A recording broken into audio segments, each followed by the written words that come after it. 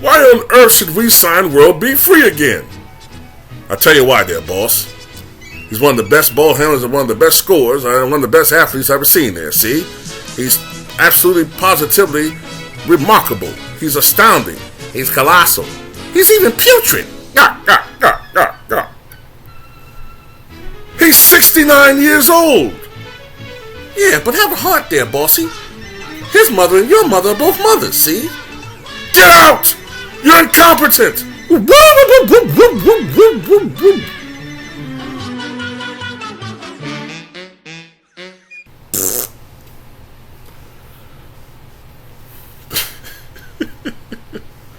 Look, man. I think that there's a reason why the Clippers have such a terrible history, man. Some of it, you know, is it bad luck? Some of it, I don't know, man. I don't know about curses. I do believe in the supernatural. But a lot of this got to do with incompetence and bad decision making. I don't understand how the Clippers organization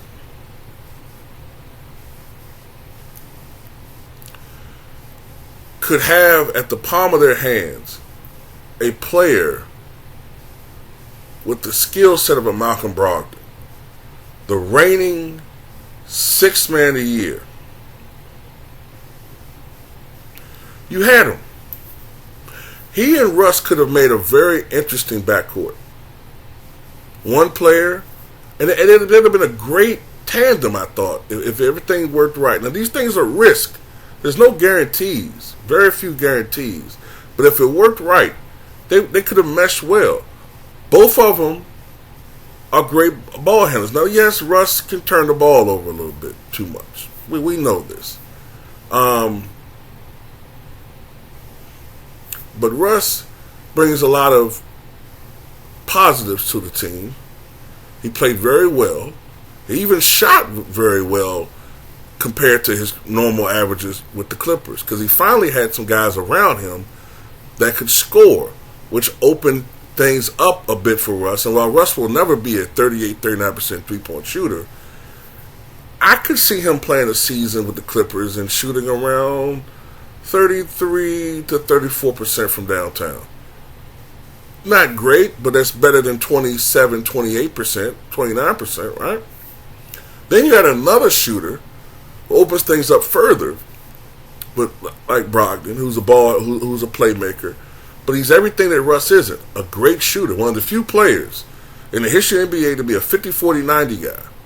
True, he's had injury problems in the past, but your two premier guys make Malcolm Brogdon, especially Kawhi Leonard, make Malcolm Brogdon look like a regular Ron Boone, a Randy Smith, a AC Green even. You got these guys who do nothing but get hurt. And you're going to not take in Brogdon because, this guy might get hurt. We don't want to take that risk. You're the fucking Clippers. Do you know your track history? You suck.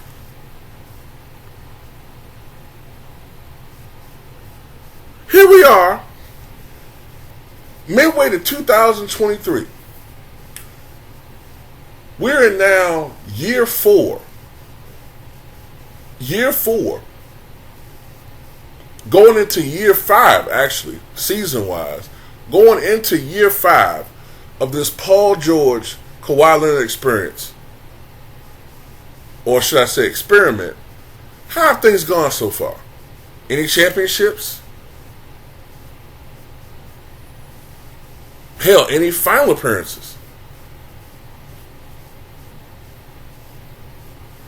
One conference finals appearance, and Kawhi wasn't even part of that. But yet Paul George is the one who's coming up in trade talks. Because, at least Paul George, when he's healthy, I think he's capable of playing 70-something games. He'll never be a guy who can play all 82. Those days are done, or anything close to that. But I think he's a guy that can play at least 70, 71, 72 games, right? Have a relatively healthy season. Kawhi is guaranteed to miss at least 20 games every year when he's relatively healthy, because he won't play back-to-backs. And he's just going to take games off anyway. And at least that used to be a measure of avoidance of him getting hurt. But now you're doing that and he's still getting hurt. And you don't take Malcolm Brogdon because you're afraid he's going to be injured.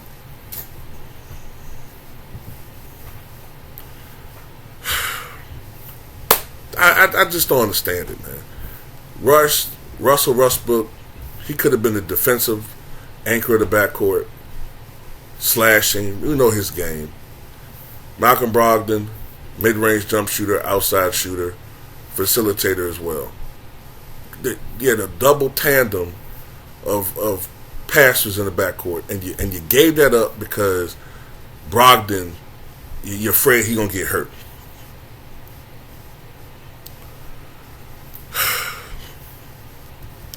Look at the season Malcolm Brogdon had this past year for the Clippers. Let's look at Malcolm Brogdon. For the Celtics, excuse me. Look at the season he had. Reigning sixth man of the year. Appeared in 67 contests. 14.9 points, 4.2 rebounds, 3.7 assists. 48.4% shooting from the floor. 44.4% from downtown. 87% from the field, an effective field goal percentage of 57.4%, and a PER of 18.2, and that's with a guy playing limited minutes, and 5.8 win shares coming off the bench. Now, granted, I will admit, the year before that he only appeared in 36 games, and the year before that he played in 56 games, then 54, then 64, than 48. He's had a string of health issues. I understand that.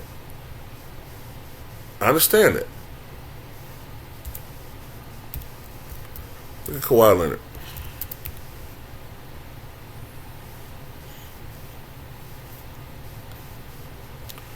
Let's look at old Kawhi Leonard.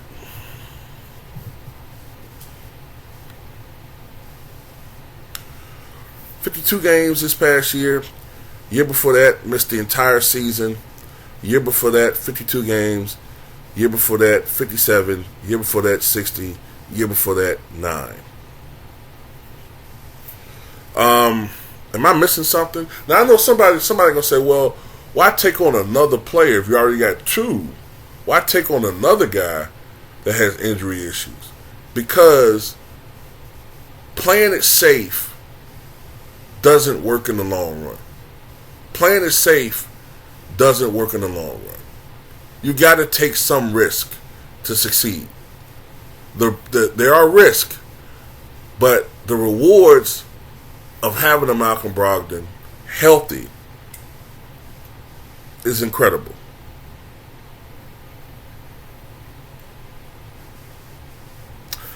I just don't know, man. I just thought that was a very stupid reason not for that trade to just completely collapse. Oh well. That's just my opinion, at least. Maybe you guys think differently, but I just thought that was a stupid move by the Clippers. Everybody else around them are making moves, and you don't take it because he gets hurt. But we love Kawhi though.